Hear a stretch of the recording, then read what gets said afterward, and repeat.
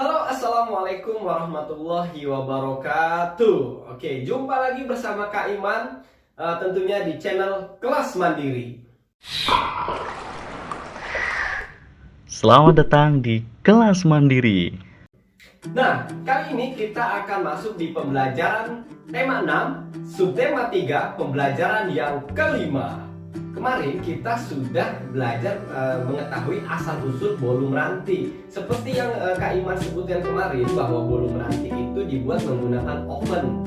Nah, tahu gak sih adik-adik semua, kalau oven itu termasuk alat yang bersifat konduktor yang ada di sekitar kita. Nah, adik-adik semua, bahan konduktor dan isolator yang ada di sekitar kita yang sering kalian jumpai tentunya ya. Nah, barang-barang dalam kehidupan sehari-hari banyak yang memanfaatkan sifat benda sebagai konduktor atau isolator. Benda apakah itu? Selimut dan panci merupakan benda yang memanfaatkan sifat ini. Masih ingat enggak? Yo, pelajaran kalau tidak salah itu di pembelajaran yang kedua yang seperti Pak Firman sebutkan, bahwa panci itu menggunakan sifat konduktor dan isolator ya. Nah, selanjutnya, bagaimana cara kerja selimut? Nah, selimut merangkap di udara. Udara adalah isolator sehingga tidak menghantarkan panas yang keluar dari tubuhmu.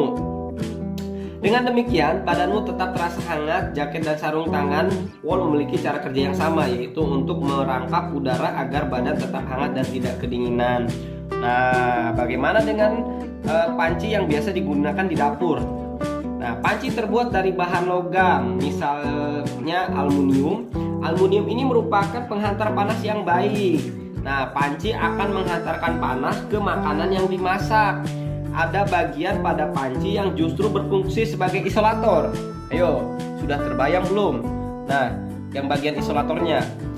Betul sekali. Nah, yaitu adalah di pegangan panci terbuat dari plastik. Nah, biasanya tuh di gagang pegangan panci itu dia bersifat isolator.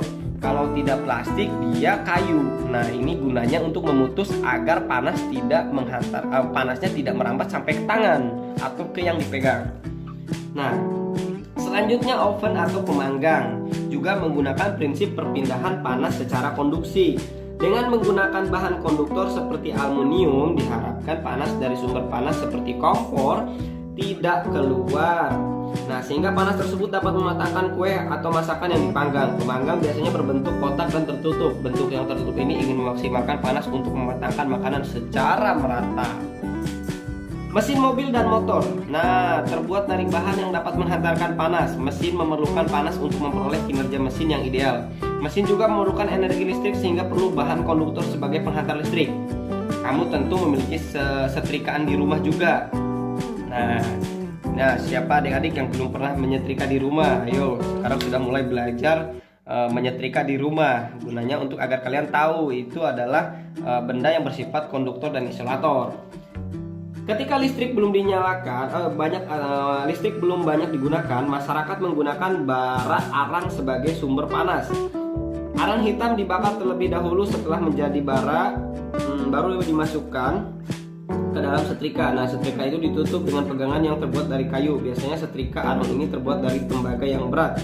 Nah, ini contohnya setrika zaman dulu ya adik-adik ya, yang menggunakan arang sebagai pemanasnya.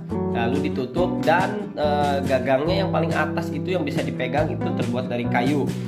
Kalau setrika zaman sekarang dia sudah menggunakan listrik ya, aliran listrik, dan dia pegangan juga sudah menggunakan plastik tentunya.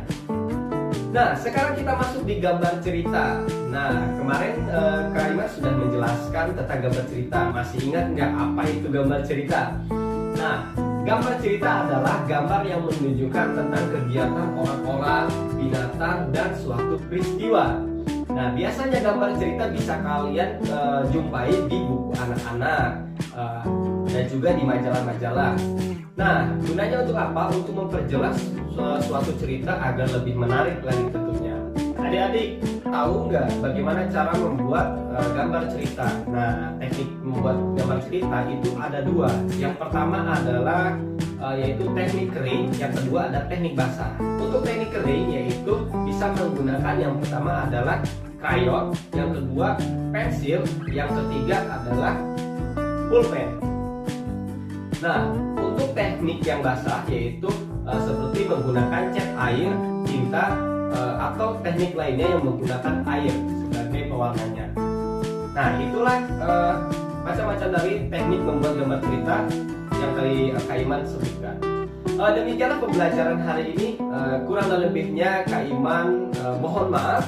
Dan jangan lupa untuk tekan tombol subscribe dan like dan komen, serta ajak teman-teman semua dan keluarga untuk bergabung di kelas mandiri. Dan demikianlah berakhirlah sudah pembelajaran hari ini. Wassalamualaikum warahmatullahi wabarakatuh. Sampai jumpa.